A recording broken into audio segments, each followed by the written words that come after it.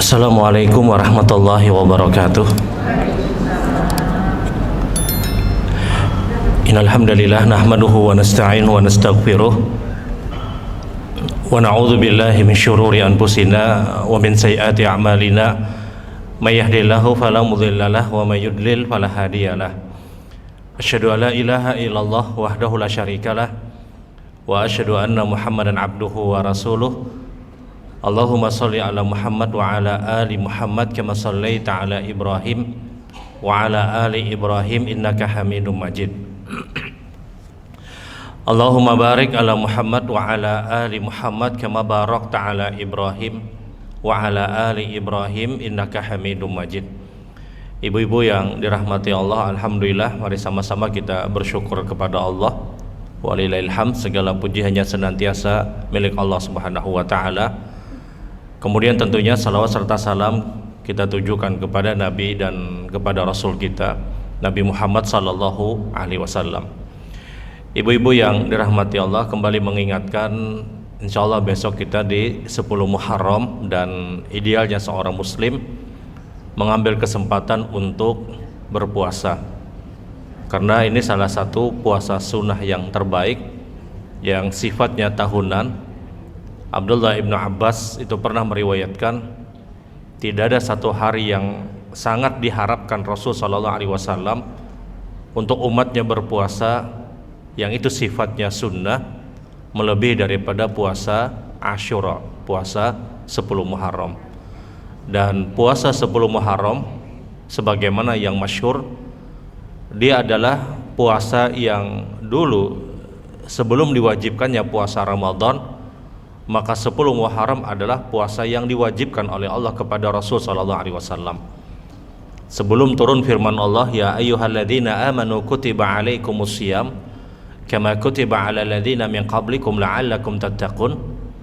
Sebelum Allah wajibkan kepada kita untuk berpuasa Ramadan, maka kewajiban yang Allah wajibkan kepada Nabi sallallahu alaihi wasallam pada periode Mekah di saat itu adalah puasa Asyura atau puasa 10 Muharram. Dan kewajiban tersebut melekat pada diri Nabi sallallahu alaihi wasallam, kata Aisyah. Teruslah Rasulullah berpuasa 10 Muharram di periode Mekah sampai turun firman Allah yang mewajibkan untuk menjalankan puasa Ramadan.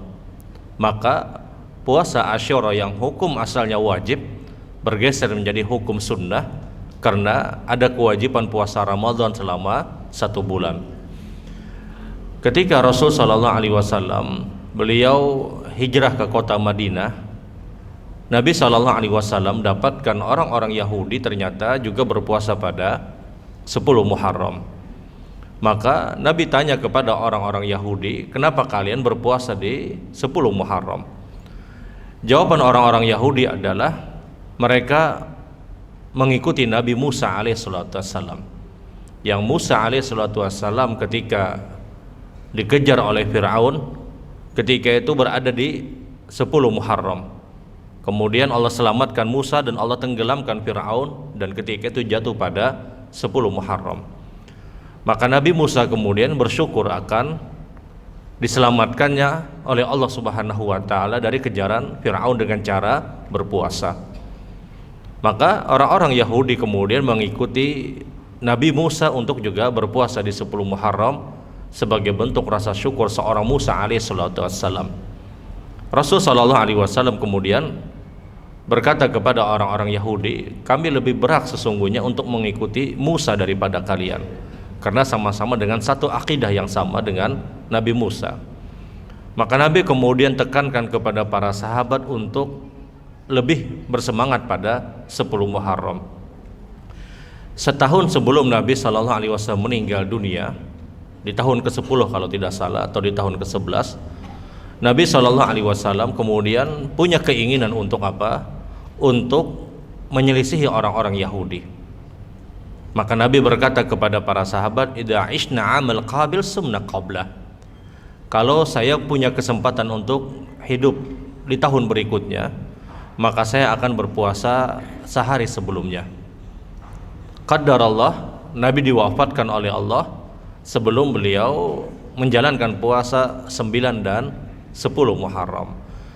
Namun ini keinginan yang diharapkan Rasul sallallahu alaihi wasallam, yang tujuan utamanya adalah untuk menyelisih orang-orang Yahudi yang pada saat itu juga berpuasa pada 10 Muharram.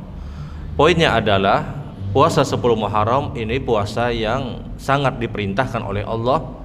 Saking diperintahkannya, dia adalah satu-satunya puasa yang dulu dihukumi wajib kemudian bergeser menjadi hukum sunnah disebabkan ada Ramadan. Artinya apa? 10 Muharram adalah hari yang sangat istimewa.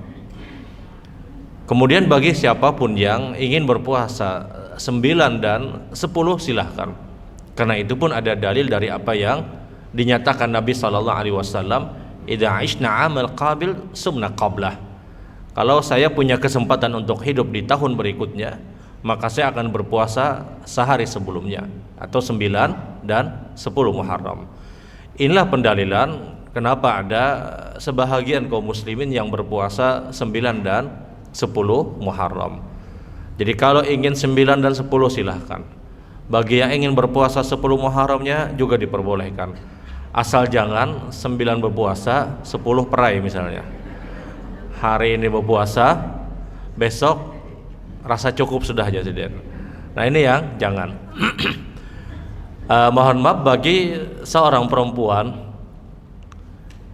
yang dia mendapatkan haidnya misalnya di 10 Muharram, sehingga dia tidak bisa untuk berpuasa, paling tidak membukakan orang yang berpuasa.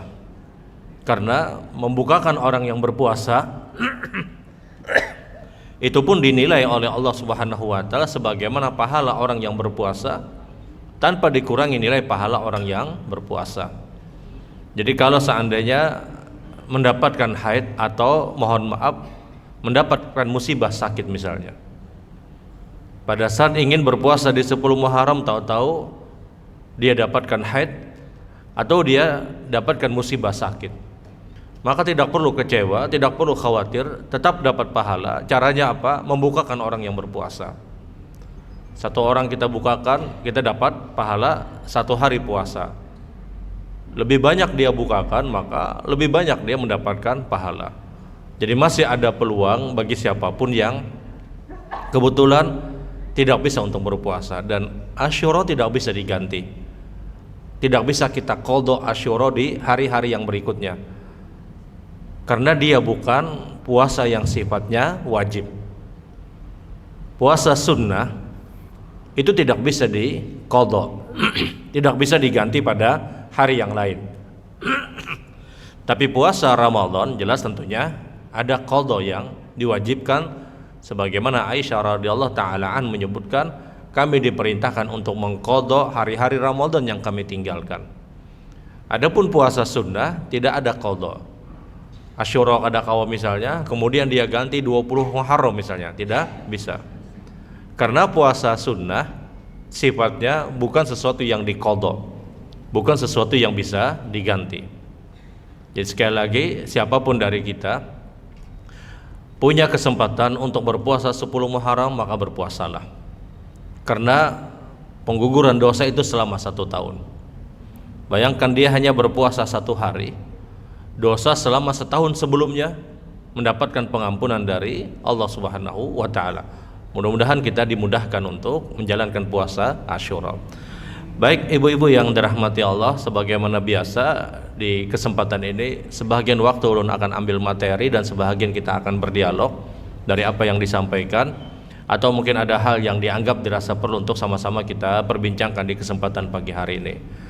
Ulun akan berhenti kurang lebih di 30 menit ke depan insyaallah. Sisanya kita akan dialog. Kalau pian kada pertanyaan, ulun sungsung, pian sungsung juga. Kalau kada ada pertanyaan, kira-kira sudah hendak memikirkan betakun nih sudah nih. Supaya kada sungsung ya sedin.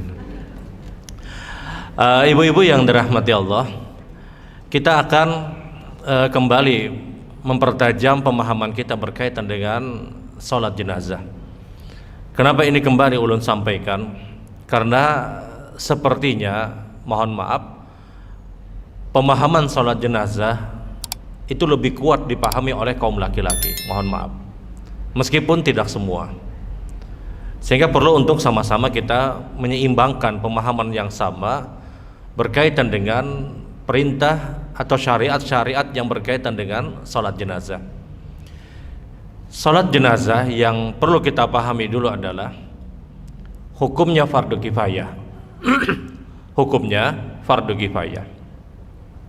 Apa itu fardu kifayah? Fardu kifayah adalah satu hukum yang hukumnya diwajibkan oleh Allah, yang kalau sudah ada yang mengerjakan maka gugur kewajiban muslim yang lain. Jadi fardu kifayah itu adalah satu hukum yang diwajibkan oleh Allah, yang kalau sudah ada yang mengerjakannya maka tidak wajib yang lain mengerjakannya, berubah hukumnya menjadi sunnah. Kalau sudah ada yang menggawe maka yang lain sudah hukumnya sunnah. Itulah fardu kifayah. Sehingga zahirnya fardu kifayah itu hukumnya lebih kuat daripada sunnah muakkad. Zahirnya sunnah muakkad itu kalau tidak ada yang mengerjakan, tidak ada yang berdosa. Orang masuk masjid tidak ada yang tahiyatul masjid misalnya, apakah berdosa? Tidak. Semuanya tidak ada yang tahiyatul masjid, apakah berdosa? Tidak. Tapi fardu kifayah, kalau tidak ada yang melaksanakan sholat jenazah maka semuanya berdosa. Tapi kalau sudah ada yang mengerjakannya maka orang tersebut sudah mewakili kaum muslimin yang lain, sehingga yang lain tidak berdosa kalau dia tidak ikut mengerjakan. Nah, ini fardu kifayah.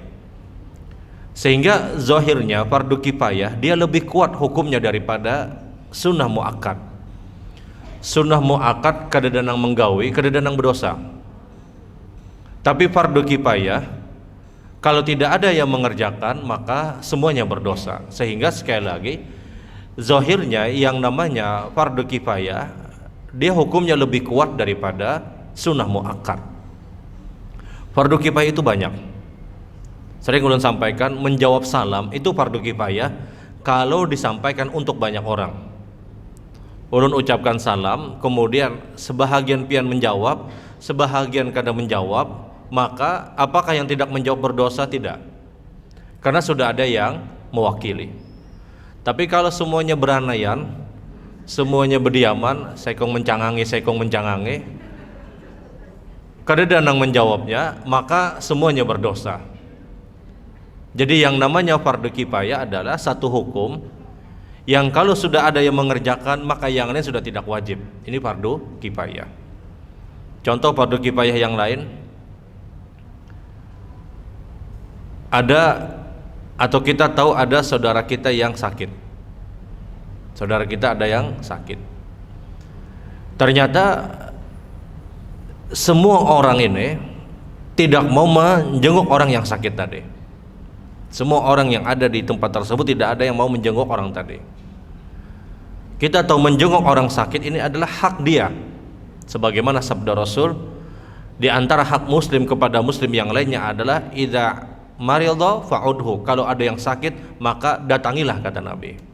Hak dia untuk didatangi, hak dia untuk dijenguk.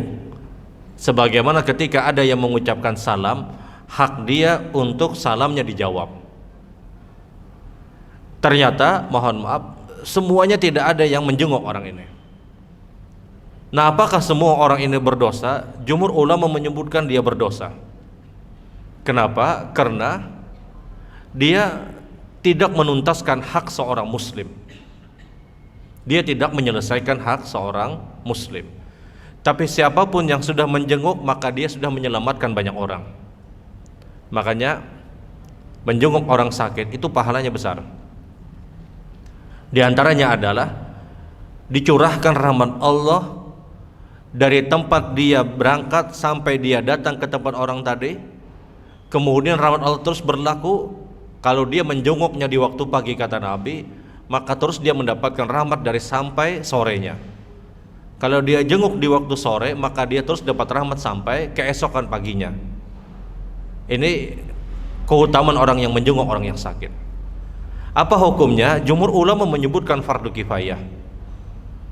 Kenapa dihukumi fardu kifayah? Karena itu hak dia. Hak dia untuk didatangi. Contoh juga fardu kifayah. Di antara hukum fardu kifayah adalah mengumandangkan azan. Kalau misalnya di satu masjid sudah mengumandangkan azan, maka yang lain sudah masuk hukum sunnah. Tapi kalau dalam satu wilayah tidak ada yang mengumandangkan azan, maka semuanya berdosa. Ini diantara contoh fardu kifayah. Jadi fardu kifayah tidak hanya berkaitan dengan sholat jenazah. Fardu kifayah itu banyak hukumnya, jenis-jenis hukumnya. Artinya contoh-contoh yang dijelaskan oleh para ulama. Ya tadi seperti salam, kemudian seperti mengumandangkan azan, seperti menjenguk orang yang sakit. Karena hak dia, maka ini masuk pada hukum fardu kifayah.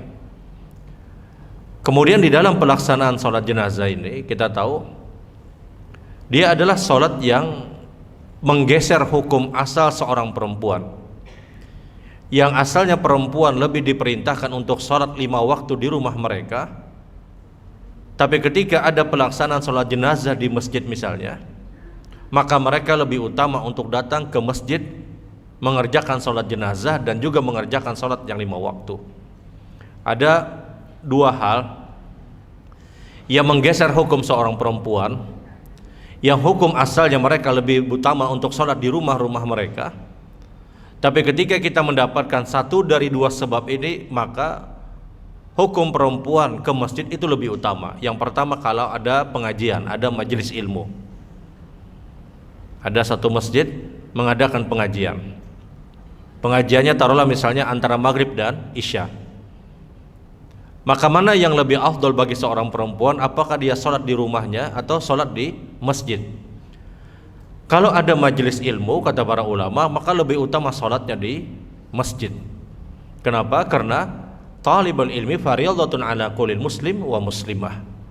Menuntut ilmu, kata Nabi, itu hukumnya wajib bagi setiap muslim laki-laki dan muslim yang perempuan. Sehingga ketika ada majelis ilmu, ya sudah, dia sholatnya di masjid atau di rumah dari rumah-rumah Allah. Contoh misalnya di bulan Ramadan, kita tahu bulan Ramadan itu hampir atau 1 bulan itu ada kultum antara tarawih dan witir misalnya. Mana yang lebih utama seorang perempuan? Apakah dia di rumah atau di masjid? Maka lebih utama dia ke masjid selama dia punya rasa aman, selama tidak ada fitnah yang terjadi pada orang ini. Maka lebih afdol dia pergi ke rumah dari rumah-rumah Allah. Kenapa? Karena ada kultum tadi, walaupun misalnya kultumnya hanya 5 menit, walaupun mungkin sidin ketika assalamualaikum, alhamdulillah, salawat kepada Rasul, bertakwalah kalian kepada Allah, kemudian ampi sidin ceramah misalnya 3 menit selesai misalnya, alhamdulillah, salawat, kemudian bertakwalah kalian semuanya. Habis itu sidin assalamualaikum. Apakah mendatangi model yang seperti ini lebih utama? Tetap lebih utama, karena keutamaan majelis ilmu tersebut. Karena Nabi SAW bersabda, di antara keutamaan hadir pada majelis ilmu dicatatkan pahala ibadah haji dengan sempurna. Man ghada ilal masjid la yuridu bi ilal khairi ta'allama minhu aw yu'allimah falaysa lahul jazaa illa kal haji tama.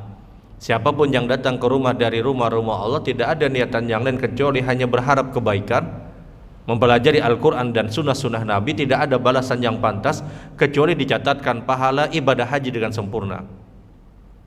Bayangkan ada orang datang ke pengajian, dia datang ke masjid, di sana ada pengajian yang dipelajari Al-Quran dan sunnah-sunnah Nabi, tidak ada balasan yang pantas, kata Nabi, kecuali dicatatkan pahala seperti dia berhaji dengan sempurna.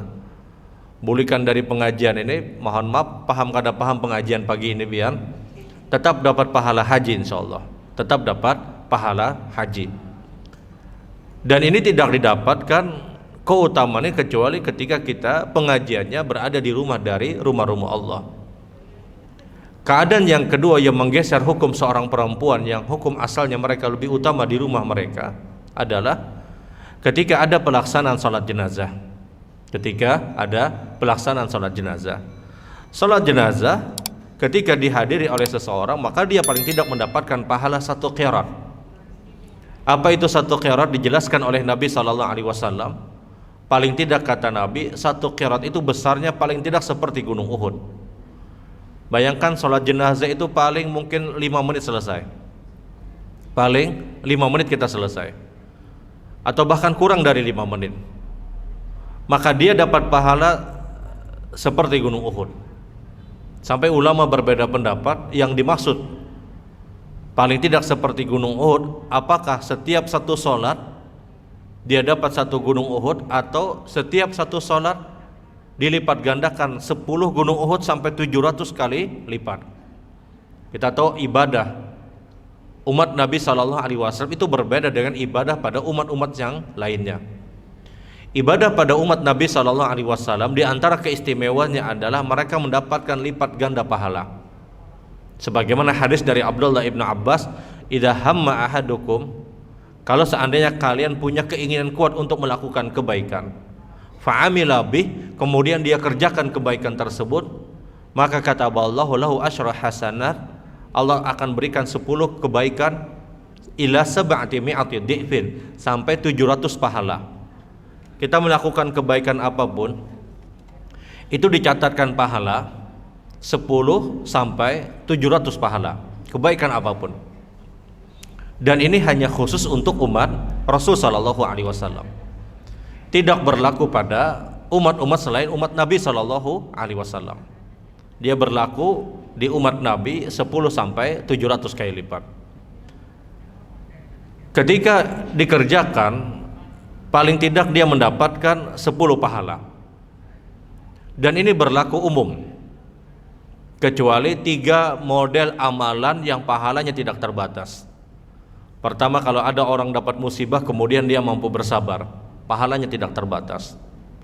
Yang kedua, kalau ada orang yang melakukan kezaliman kepada dia kemudian dia mau memaafkan, maka pahalanya tidak terbatas. Yang ketiga, kalau ada orang yang berpuasa, maka pahalanya tidak terbatas. Ini 3 model amalan yang pahalanya itu tidak terbatas, tidak masuk pada rumus 10 sampai 700 kali lipat. Orang dapat musibah kemudian dia bersabar, dan tidak ada musibah yang paling besar kecuali kehilangan keluarga, kehilangan orang yang dia cintai. Ini di antara musibah terbesar. Seseorang yang meninggal maka keluarganya mampu bersabar, maka ini pahala tidak terbatas. Orang melakukan kezaliman kepada dia kemudian dia mau memaafkan, ini pahala tidak terbatas. Karena orang yang terzalimi dia banyak punya pilihan hak. Pilihan hak yang pertama, dia doakan keburukan kepada orang yang menzalimi, dan itu hak dia, dan doa dia pasti diijabahi. Jangankan dia seorang muslim, kalau ada orang kafir dizolimi oleh seorang muslim, kemudian dia berdoa kepada Tuhan mereka, doa mereka tetap diijabahi oleh Allah. Agar apa? Agar Allah menetapkan keadilan. Sampai kata Nabi SAW, tidaklah orang yang menzolimi seorang muslim kemudian dia mendapatkan doa keburukan dari seorang muslim, maka orang tersebut tidak akan pernah diwafatkan oleh Allah sampai dia mendapatkan musibah. Ada orang yang melakukan kezaliman, orang ini kemudian dapat doa dari orang-orang yang dia zalimi, mudah-mudahan yang menzalimi Allah dapat musibah misalnya. Orang ini kata Nabi tidak akan pernah diwafatkan oleh Allah yang menzalimi tadi sampai dia lebih dulu dapat musibah. Saking pastinya doa orang yang terzalimi itu pasti diijabahi, itu pasti. Sampai disebutkan dalam satu hadis, fawallahi kata Nabi, demi Allah kata Rasul, sampai Rasul menyebutkan demi Allah kata Nabi, tidaklah orang tersebut diwafatkan oleh Allah dan dialah orang yang pernah menzalimi kemudian dapat doa dari orang-orang yang terzalimi, kecuali dia lebih dulu dapat musibah baru dia diwafatkan. Saking pastinya doa orang yang terzalimi itu diijabahi, dan tidak ada hijab kata Nabi, tidak ada pembatas antara dia dengan Allah. Makanya ketika Nabi mengutus Mu'ad ibnu Jabal ke Yaman, di akhir pesan Nabi berkata kepada Mu'ad, ittaqi da'watul madlum fa innahu laisa bainahu wa bainallahil hijab. Wahai Mu'ad kata Nabi, hati-hati engkau doa orang-orang yang terzalimi. walaupun itu dari orang-orang kafir. Karena sesungguhnya doa mereka tidak ada hijab antara mereka dengan Allah Subhanahu wa ta'ala. Nah, seorang yang mazlum, dia punya pilihan pertama, dia bisa doakan orang yang menzalimi agar dapat musibah. Ya, meskipun idealnya kita tidak perlu untuk merinci musibah tadi. Doa misalnya, ya Allah, mudahan yang menzalimi hamba ya Allah sakit parut 7 tahun ya Allah. Babai hendak makan sakit parut misalnya, maka 7 tahun sidin bepadah. Ada juga yang mendoakan, ya Allah 7 turunan ya Allah, kasihan 7 turunan nang kada tahu-tahu 4 jua. Kita tidak perlu untuk merinci musibah apa yang Allah datangkan kepada dia. Kita lagi berkendaraan, sangkalnya ada nang laju mana dihiga, maka nyaring pulang. Takajud kita misalnya, mudahan gugurnya ya Allah. Kita tidak perlu untuk merinci, tapi kalau kita doakan agar dia dapat musibah, apakah boleh? Boleh. Nah, rancaklah di jalan tuh, kita jalan biasa, dipotong orang misalnya, maka laju benar. Dan ini kezoliman. Kemudian tahu-tahu nang kendaraan ini berdoa, mudahan sebelum sampai rumahnya teranjah pagar ya Allah. Kada perlu kita merinci musibah apa yang terjadi. Serahkan kepada Allah. Kalau memang tetap ingin mendoakan agar orang tadi dapat musibah, silahkan. Ini hak orang yang terzolimi, hak seorang yang terzolimi. Karena Allah itu maha adil. Jangankan model yang seperti ini, binatang kita tahu, ini binatang dia tidak punya akal. Kata Rasul SAW, kalau ada satu hewan, satu binatang yang menzolimi binatang yang lainnya, maka itu pun nanti juga dikisos di hari kiamat.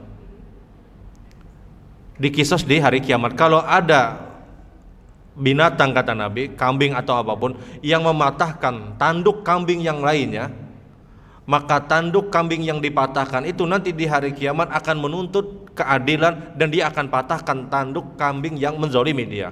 Bayangkan, binatang pun seperti itu.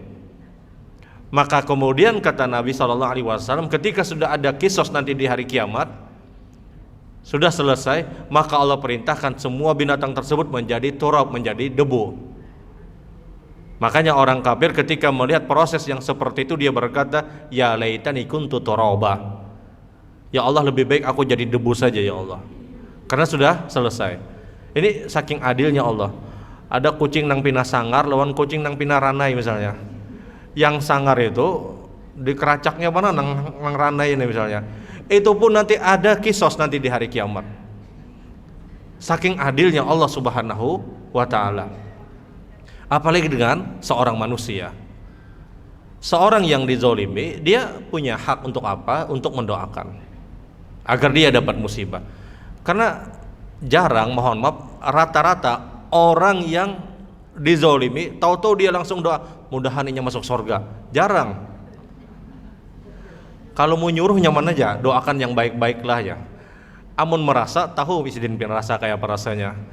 Kita menyuruh misalnya, kalau ada orang yang melakukan kezaliman kepada dia, doakan supaya dia dapat kebaikan. Menyuruh nyaman, bujur nyaman menyuruh. Tapi ketika dia merasa itu beratnya luar biasa, sehingga diberikan porsi, orang yang dizalimi dia berhak untuk mendapatkan doa. Yang kedua kata Nabi, orang yang terzalimi, al-mazlum, orang yang terzalimi, dia punya hak apa? Untuk memaafkan. Dan ini berat, sangat-sangat berat. Tapi ketika dia mampu memaafkan, maka dia terus dapat aliran pahala yang tidak terbatas. Yang ketiga kata Nabi, dia tidak memaafkan dan dia tidak mendoakan keburukan kepada orang ini, tapi nanti dia simpan kezaliman orang ini di akhirat untuk berurusan kena. Nanti kita berurusan. Ayah sudah kata bapak, kita anggap ini selesai di sini, tapi karena kita berurusan jadi dia punya hak. Artinya dia ingin mengincar kebaikan-kebaikan yang pernah dilakukan oleh orang ini agar apa? Agar dia dapat aliran pahala, dan itu hak dia. Nah, di antara amalan-amalan yang pahala itu tidak terbatas adalah di antaranya puasa juga. Puasa itu pahalanya tidak terbatas, tidak dikali 10 sampai 700 kali lipat. Adapun amalan yang lain maka lipat ganda berlaku 10 sampai 700 kali lipat. Sehingga dari sini kemudian ulama berbeda pendapat.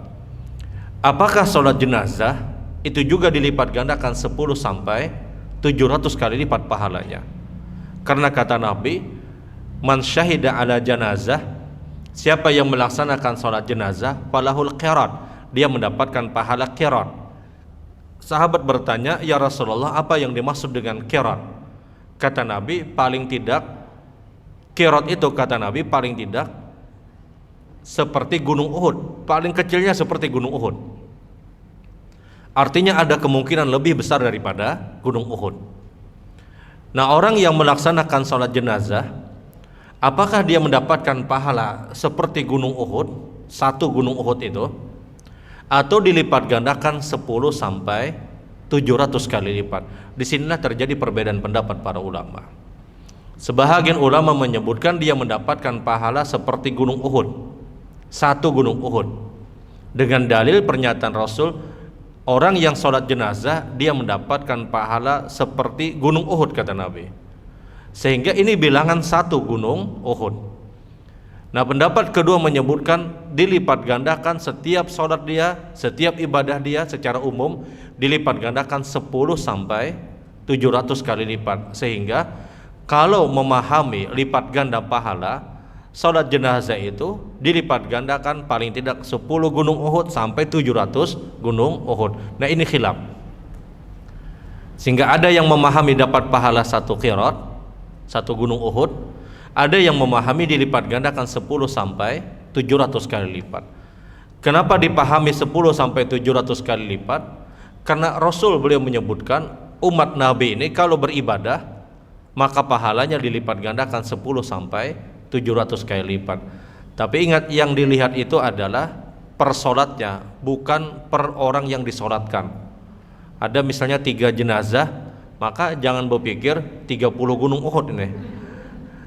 Yang dihitung itu per sholatnya, bukan per jamaah atau orang yang disolatkan. Ada yang disolatkan 5 misalnya. Bagi orang yang memahami dapat satu gunung Uhud, lumayan aja, paling kada 5 gunung Uhud barang aja. Yang dilihat itu adalah persolatnya. Memang kalau kau diatur, zuhur sekung misalnya, asar sekung, maghrib 1, isya 1. Kalau kematian kau diatur, masalahnya ya sudah, orang semua dia kumpulkan di zuhur misalnya, ya sudah dia sholatkan. Semuanya misalnya ingin di waktu subuh, ya sudah dia sholatkan. Karena pensifatan sholat jenazah ini adalah kita diperintahkan untuk menyegerakan, kecuali sampai di 24 jam, maka tidak perlu lagi untuk menunggu siapapun. Jumhur ulama menyebutkan maksimal kita itu menunggu di 24 jam. Lewat dari 24 jam maka hendaknya segera dia laksanakan salat jenazah dan juga penguburan, karena dikhawatirkan akan terjadi kezaliman kepada jenazah tadi. Sebagaimana sabda Nabi SAW, asri'u bil janazah fa in takun salihah faqaddimuha bi khairin. Segerakanlah penyelenggaraan jenazah, kata Nabi. Kalaulah seandainya jenazah ini orang yang baik, maka sungguh engkau telah menghadirkan kebaikan untuk orang tadi.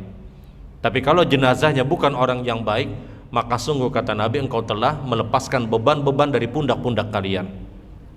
Kalau kita tunda penyelenggaraan jenazah, maka ini kezaliman, kata para ulama. Kenapa? Karena orang yang disolatkan atau orang yang disegerakan jenazah tadi, kalau dia orang yang baik, kita menunda pahala, kebaikan, kenikmatan yang semestinya segera dia dapatkan. Oleh karena itu kata Rasul SAW, kalau kalian tahu kalau ada jenazah yang baik, sesungguhnya dia akan berkata, kata Nabi, asri'uhu, asri'uhu, segerakan saya, segerakan saya. Kita mempercepat proses penyelenggaraan jenazah itu lebih utama untuk kebaikan orang tadi. Kenapa? Karena kalau kita segerakan, dia cepat dapat nikmat.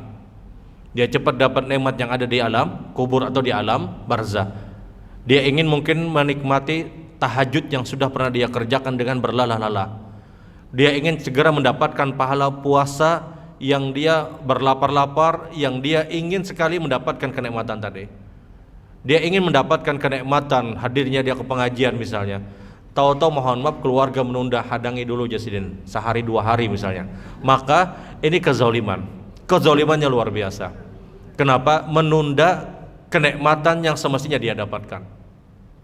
Kalau dia bukan orang yang baik, kata Nabi SAW, maka kalian telah melepaskan beban dari kalian. Segerakanlah, kata Rasul SAW. Jadi kalau memang ingin menunda seseorang, keluarga misalnya, maka maksimal ada di 24 jam kata para ulama. Jangan sampai lewat dari 24 jam. Meninggal waktu zuhur, maka maksimal besoknya zuhur itu sudah disegerakan. Jangan sampai taka asarnya misalnya.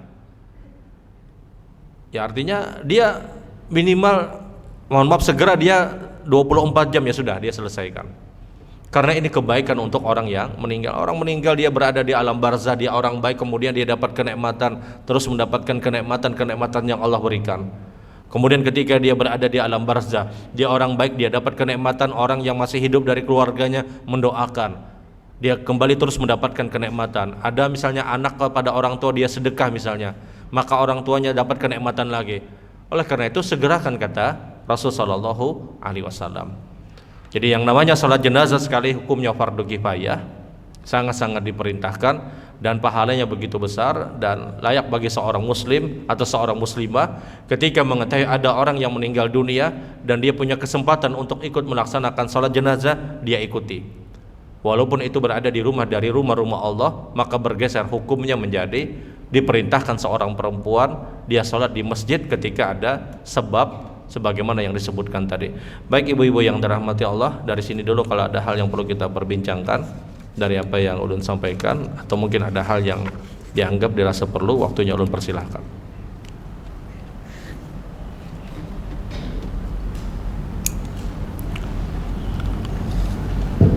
Assalamualaikum warahmatullahi wabarakatuh. Waalaikumsalam. Ustaz ditanyakan adalah mengenai sholat Jumat. Kalau ada seorang perempuan yang ikuti sholat Jumat, apakah dia melaksanakan qobliyah Jumat dan ba'diyah Jumat? Ya. Yang kedua, kalau kita sedang sholat ketika di Masjidil Haram, apakah sama pahalanya yang di halaman dengan yang di dalam masjid? Yang di masjid kan 100.000 pahalanya. Kalau yang di luar atau di halaman itu bagaimana, atau di buka-buka emper toko? Sama juga dengan yang di Masjid Nabawi. Kalau di halaman itu berapa, kan di dalam 1000 rakaat dan 1000 pahalanya. Ya, mohon solusi dari Pak Ustaz. Assalamualaikum warahmatullahi wabarakatuh. Waalaikumsalam.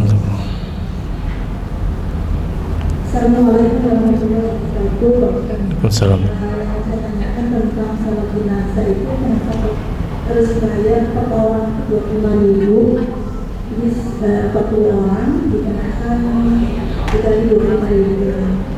Hukumnya apa ya? Terima kasih. Assalamualaikum warahmatullahi wabarakatuh. Waalaikumsalam. Assalamualaikum warahmatullahi wabarakatuh. Waalaikumsalam. Ustaz, baca sholat jenazah dari takbir pertama sampai kelima. Ya.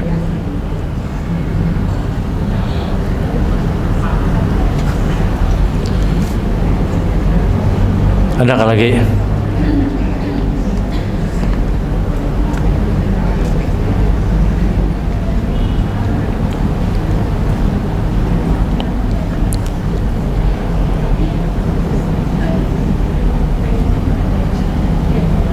Assalamualaikum warahmatullahi wabarakatuh.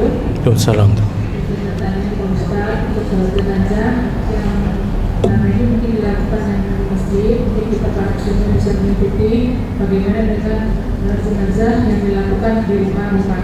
Itu Pak Ustaz. Assalamualaikum warahmatullahi wabarakatuh. Waalaikumsalam.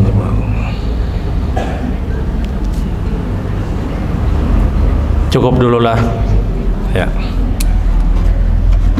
Baik, yang pertama, salat Jumat yang dilakukan, apakah ada salat Jumat yang sunnahnya bersifat qobliyah dan ba'diyah? Pertama, salat Jumat itu diwajibkan kepada seorang muslim laki-laki mukim sehat dan dia balik. Sebagaimana sabda Nabi SAW, al-jum'ah haqqun wajibun ala kulli muslim. Ibadah salat Jumat itu hukumnya wajib kepada muslim, illa, kecuali kata Rasulullah, seorang perempuan. Kecuali kata Nabi, anak kecil. Kecuali kata Rasulullah, orang yang sakit. Ini diantara kelompok-kelompok yang tidak diwajibkan untuk melaksanakan ibadah Jumat.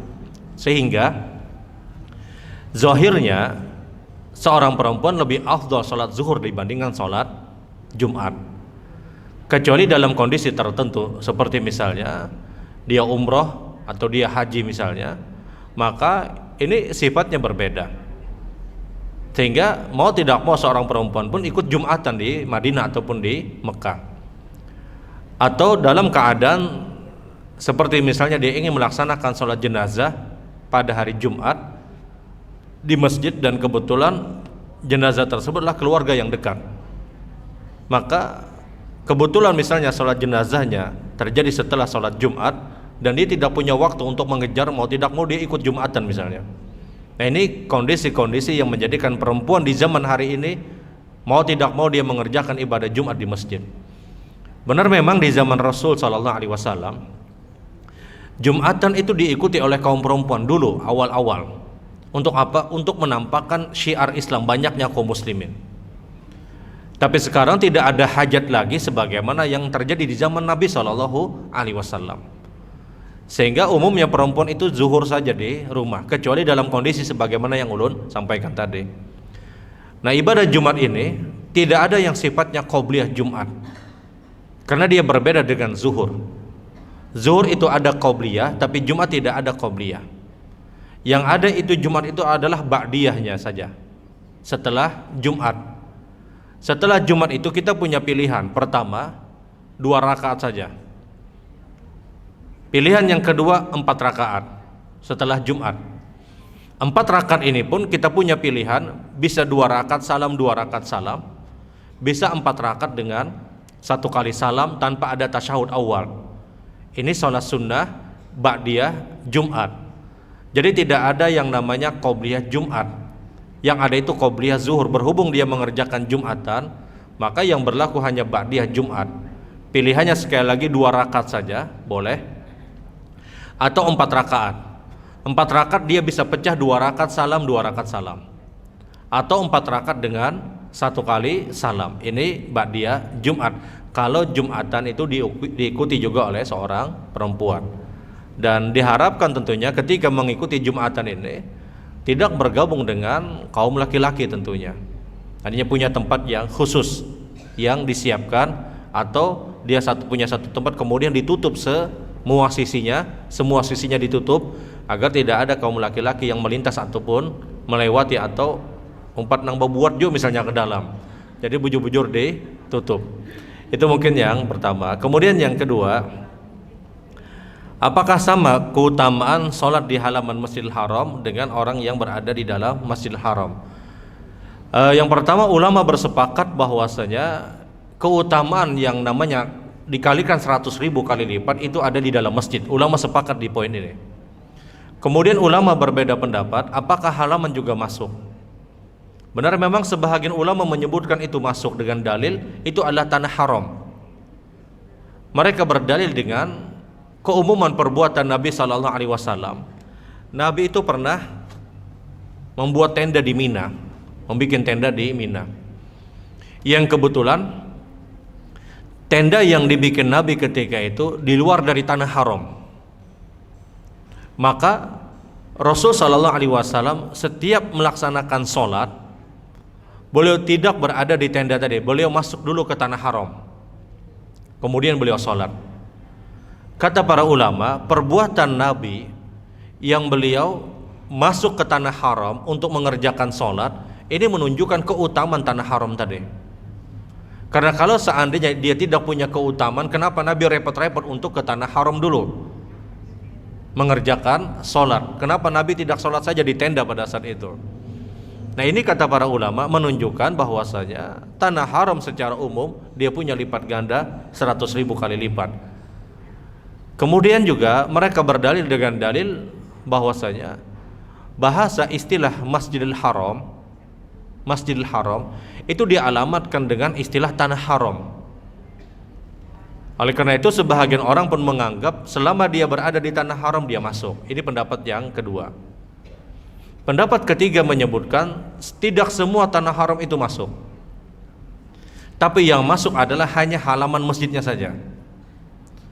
Untuk mengetahui mana halaman masjid dan mana tidak halaman masjid, mengetahuinya caranya adalah kalau pian pernah umrah atau haji, itu ada tiang-tiang yang warnanya hijau.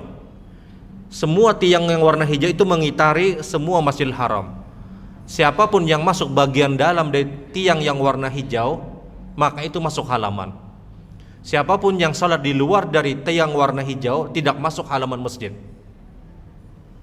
Kalau pian perhatikan, pernah umrah pian misalnya, ada tiang bulat model memanjang seperti itu, kemudian ada warna hijau, dia kayak besi tapi ada kacanya warna hijau. Dia mengelilingi halaman Masjidil Haram dan halaman Masjid Nabawi. Kalau kita masuk Masjid Nabawi juga, masuk pintu gerbang itu ada tiang yang berdiri itu. Nah ini tiang ini isyarat siapapun yang masuk ke dalam tiang tadi itulah halaman. Tapi di luar dari tiang tadi maka itu di luar dari halaman. Karena kalau pian umrah insyaallah pian lihat tiang tadi. Tiang itu isyarat kalau orang itu masuk ke dalam tiang maka itu masuk halaman. Setiap orang yang masuk ke pintu-pintu gerbang Masjid Nabawi misalnya, pagar Masjid Nabawi kan macam-macam, ada yang 300 sekian macam-macam. Sebelum masuk itu ada tiang hijau, ada tiang yang berdiri itu. Nah ini juga ada di dalam Masjidil Haram. Tiang yang seperti ini pun ada juga di Masjidil Haram. Tiang-tiang ini dibikin memberikan isyarat siapapun yang masuk ke dalam tiang ini itulah halaman. Siapa yang sholat di luar dari tiang maka itu bukan halaman masjid. Sehingga sebahagian orang menyebutkan siapa yang masuk sholat di dalam tiang Masjidil Haram dia dapat keutamaan yang 100.000 tadi. Ini pendapat yang ketiga. Namun wallahualam yang paling aman itu sekali lagi adalah dia di dalam masjid. Ini tidak ada khilaf, tidak ada perdebatan dan tidak ada perbedaan. Selama dia sudah masuk ya sudah. Entah dia masuk ke bangunan masjid yang baru di Masjidil Haram ataupun bangunan lama. Biasanya bangunan masjid baru itu masih sepi, kurang lebih ada 5 lantai. Kalau kita misalnya padat di bangunan masjid lama, masuk saja ke bangunan masjid yang baru yang di sisi sebelah kiri kalau kita masuk di depan kita Masjidil Haram.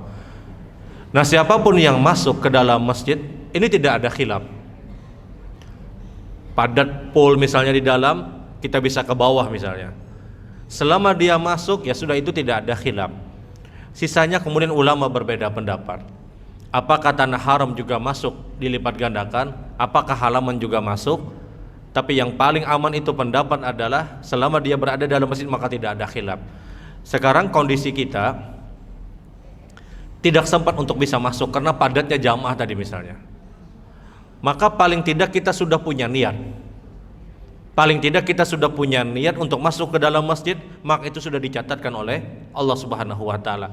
Tapi kalau sudah dari awal niatnya aku di halaman aja Jasiden. Niatnya sudah dari awal di halaman, maka tidak bisa kita katakan dan tidak ada jaminan bahwasanya dia pasti mendapatkan. Kenapa? Ini halaman ulama berbeda pendapat. Aja ikan berduhulu jaga dalamnya. Aku di halaman nyaman aja kena. Karena jujur di halaman ini nyaman. Datang terakhir bulik berduhulu. Nang antrian makan nang berduhulu tuh nang sembayangan di halaman aja. Berduhulu mengambil piring, berduhulu mengaut iwak. Itu nang rata-rata sembahyangannya di halaman. Kenapa? Di dalam belum keluar, sidin sudah makan. Jadi idealnya di dalam. Tapi kalau seandainya satu keadaan kita tidak bisa, paling tidak Allah tahu tentang niat kita. Tapi kalau niat kita sudah dari awal, aku di halaman aja sudah aja sedang. Maka di sini ulama berbeda pendapat tentang keutamaan sholat di dalam halaman tadi, wallahu alam. Sama juga di Nabawi, wallahu alam. Baik, pertanyaan yang selanjutnya, sholat jenazah kemudian membayar orang 25.000 untuk mencukupkan 40 orang, apa hukumnya? Hukumnya tidak dibenarkan. Tidak dibenarkan. Kita tidak perlu untuk, ini kedua-duanya salah. Yang membari salah, nang dibari banget lagi salahnya. Karena ibadah dia tidak lagi ditujukan karena Allah Subhanahu wa taala. Sebahagian orang memaksakan untuk mendapatkan 40 orang tadi karena dia tahu hadis Rasul, kata Nabi, man syahida ala janazah yaqumu arba'una rajula la yusyrikuna billahi syai'a. Siapa yang melaksanakan salat jenazah, jenazah itu disolatkan sebanyak 40 orang yang tidak melakukan kesyirikan, maka sungguh, kata Nabi SAW, doa dari 40 orang ini benar-benar diijabai oleh Allah Subhanahu wa taala. Itu memang hadisnya sahih. Tapi Rasul memberikan catatan 40 orang yang tidak melakukan kesyirikan, 40 orang yang ikhlas salatnya, 40 orang yang memang benar salatnya, maka ini benar-benar bermanfaat. Kalau seandainya tidak sampai 40 orang, maka paling tidak shafnya dibikin 3. Sebagaimana Rasul SAW pada saat perintahkan sahabat untuk melaksanakan Raja Najasyi yang meninggal di Ethiopia, di Habasyah, ketika itu hanya diikuti 7 orang. Maka Nabi perintahkan berdirilah 3 orang di shaf pertama, nafrani tsani, nafrani tsalis. 2 orang di shaf yang kedua, 2 orang di shaf yang ketiga, kata Nabi. Padahal logikanya 7 orang disusun di shaf yang pertama itu bisa. Tapi Nabi perintahkan 3 orang shaf pertama, 2 orang shaf yang kedua, 2 orang di shaf yang ketiga. Karena shaf di dalam pelaksanaan sholat jenazah itu berbeda dengan shaf pada pelaksanaan sholat yang 5 waktu. Shaf di dalam pelaksanaan sholat jenazah diharapkan yang diutamakan itu bikin 3 shaf. Karena kata Rasul, jenazah yang disolatkan ala salasati sufuf, jenazah yang disolatkan pada 3 shaf, maka doa mereka diijabahi walaupun kurang dari 40 orang. Walaupun kurang dari 40 orang. 20 orang ikut melaksanakan sholat jenazah misalnya. 20 orang kita pecah menjadi 3 shaf. Atau misalnya 20 orang laki-laki, 2 orang perempuan misalnya. 20 orang dia bikin 10-10, maka seperempuan yang 2 orang pun itu sudah dihitung yang ketiga. Jadi sekali lagi, kalau memang tidak cukup 40 orang, maka bikin 3 shaf. Bikin 3 shaf. Jangan kita paksakan harus 40 orang. Harus 40 orang supaya sampai 40 dibari duit. Nang dibari duit, orang nang dibari duitnya ketujuh benarnya. Ya sudah, maka mohon maaf hal yang demikian tidak ideal, wallahu alam. Baik, pertanyaan yang selanjutnya, bagaimana bacaan pelaksanaan sholat jenazah? Ini nanti akan ulang lagi pada kajian di besok insyaallah secara detailnya. Namun umumnya adalah yang namanya sholat pelaksanaan sholat jenazah itu terdiri dari surat Al-Fatihah, kemudian salawat kepada Rasul, kemudian mendoakan mayit dan berdoa dengan doa umum. Mendoakan mayit itu paling tidak Allahumma ighfir lahu warhamhu. Kalau kita tidak hafal yang panjangnya, maka Allahumma ighfir lahu warhamhu.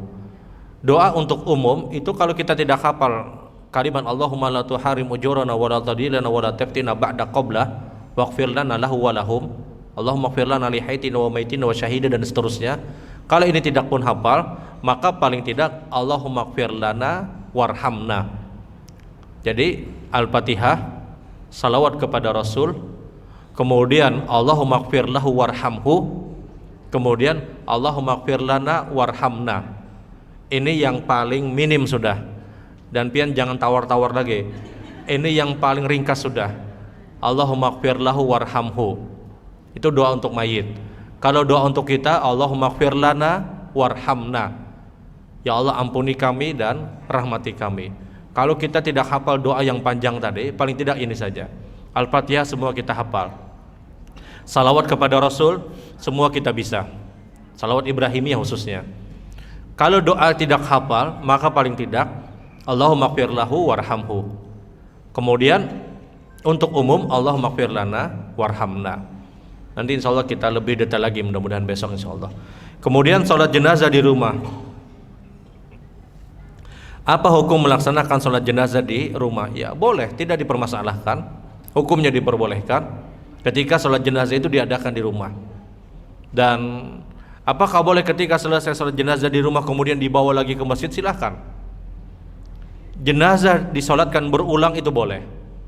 Tapi ulama berbeda pendapat yang mensolatkan apakah boleh berulang. Jenazahnya disolatkan berulang itu boleh. Tapi kita yang mensolatkan berulang, ulama berbeda pendapat. Karena ulama hanya sepakat yang boleh berulang itu adalah hanya imamnya saja. Sementara kita ulama berbeda pendapat. Sebahagian ulama memperbolehkan. Ada bahkan mungkin jenazah itu harus disolatkan sebanyak 3 kali. Pertama di rumahnya, kemudian dibawa ke masjid, kemudian jenazah ini dibawa ke kampung untuk disolat, untuk dikuburkan di kampung. Sebelum dikuburkan, disolatkan di masjid di parak pekuburan tadi misalnya. Bahkan ada jenazah yang sampai disolatkan 3 kali. Apakah boleh? Boleh. Jenazah itu diulang, disolatkan, itu diperbolehkan. Ulama hanya beda pendapat yang mensolatkan apakah boleh berulang atau tidak. Tapi kalau imamnya silahkan. Nah, solat jenazah di rumah itu boleh, sebagaimana juga keumuman dimanapun dia boleh untuk melaksanakan solat jenazah. Baik ibu-ibu yang dirahmati Allah, ini mungkin yang ulun sampaikan di kesempatan pagi hari ini. Dan insya Allah kita akan tuntaskan bahasan salat jenazah besok insya Allah. Kalau punya kesempatan di Masjid Ar-Rahmah di Sungai Andai, kita akan tuntaskan insya Allah. Baik ibu-ibu, ini mungkin yang ulun sampaikan. Mohon maaf. Kita akhiri dengan doa kafaratul majlis. Subhanakallahumma bihamdik asyhadu an la ilaha illa anta astaghfiruka wa atubu ilaik. Assalamualaikum warahmatullahi wabarakatuh.